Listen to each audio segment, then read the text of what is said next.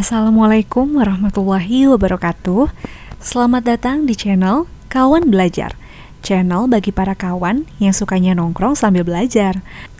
Sebelum kita mulai, jangan lupa tekan tombol like dan subscribe, juga nyalakan tanda lonceng ya kawan, agar kita dapat terus belajar bersama.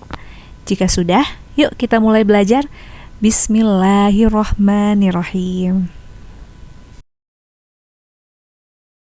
Kawan belajar, hari ini kita akan coba membahas dan mempelajari mengenai siapakah aku? Seperti yang kawan belajar ketahui, biasanya jika ada yang bertanya mengenai diri kita, akan dijawab dengan menyebutkan nama, status keluarga, ataupun profesi. Namun, pernahkah kita sejenak merenung mengenai diri ini secara lebih dalam? Atau sudahkah kita benar-benar mengenal dan sadar siapakah aku ini? Perintah untuk sadar akan diri ini tertuang di dalam Al-Quran yang berbunyi, dan juga untuk dirimu sendiri, maka apakah kamu tidak memperhatikan? Quran Surat Az-Zariyat ayat 20 hingga 21. Menurut seorang psikolog, Daniel Goleman, kesadaran diri merupakan kemampuan seseorang untuk mengetahui kekuatan, kelemahan, dorongan, nilai, dan dampaknya pada orang lain. Adapun pendapat lain dari seorang ahli filsafat teologi, yaitu Antonius, kesadaran diri merupakan pemahaman terhadap kekhasan fisik, kepribadian, watak, dan temperamennya. Dari kedua pernyataan di atas, dapat dikatakan bahwa seseorang yang memiliki kesadaran diri adalah ia yang bisa menemukan dan menggambarkan apa yang membedakan dirinya dengan orang lain, melalui bentuk fisiknya, kebiasaan, keinginan, kelebihan, maupun kekurangannya. Juga memahami perasaan-perasaan yang terbentuk di dalam diri, dan mengerti respon yang diberikan oleh sekitarnya. Ayo kita coba gambarkan dengan sebuah contoh. Kita sebut saja contohnya bernama kawan A.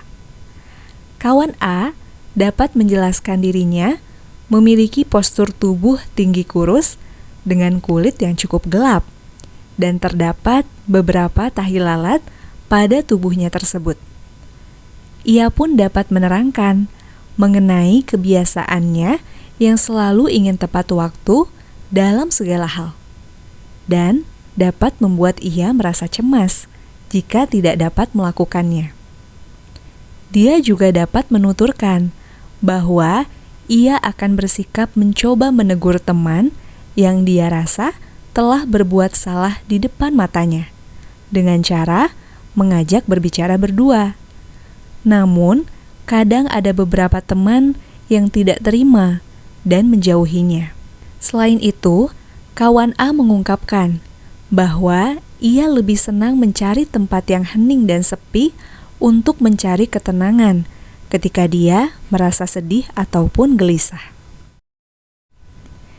Jika mengacu pada penjelasan mengenai kesadaran diri yang diungkapkan oleh Goleman dan Antonius, kawan A dapat dikatakan telah memiliki kesadaran diri karena ia mampu memahami dan menjelaskan mengenai kondisi juga keunikan dirinya secara fisik maupun kondisi psikologis tertentu. Lalu, jika dirasa sudah memiliki kesadaran diri secara fisik dan psikologis, apakah kita lantas berhenti dalam mempelajari diri?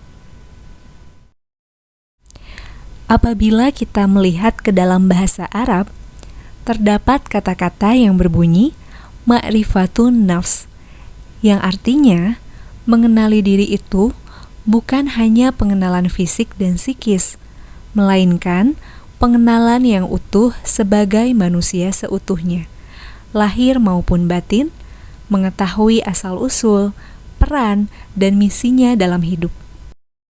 Penjelasan bahasa Arab tersebut mengarahkan kita untuk dapat mengenali diri secara lebih luas lagi, yaitu selain manusia yang dapat memahami komponen tubuhnya, penggerak tubuhnya, dorongan pemikirannya, kepribadiannya, kita pun seharusnya menjadi manusia yang mengenal asal penciptaannya, tujuan hidupnya, tempat awal dan akhirnya, hingga siapa yang menciptakannya.